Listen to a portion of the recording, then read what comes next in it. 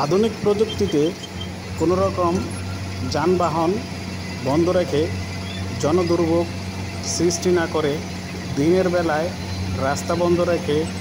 মানুষের ভোগান্তির সৃষ্টি না করে শুধুমাত্র রাতের বেলায় অল্প সময়ের ভেতর কিভাবে একটি নতুন রাস্তা রিপেয়ারিং করছে সৌদি আরবের রোড কনস্ট্রাকশন ডিপার্টমেন্ট। একটি মেশিন দিয়ে পুরনো একটি রাস্তার এক চল তুলে নিচ্ছে এবং অন্য একটি মেশিন দিয়ে সাইডের যে বিষয়টি সেটি কেটে দিচ্ছে এবং অন্য আরেকটি মেশিন সেটি ঝাড়ু দিয়ে পরিষ্কার করে দিচ্ছে। আপনারা ভিডিওটি দেখতে পাচ্ছেন, রাস্তার একটি পাশ করা হচ্ছে এবং পরিষ্কার শেষে আরেকটি আধুনিক মেশিনের মাধ্যমে ড্রাম ট্রাকের মাধ্যমে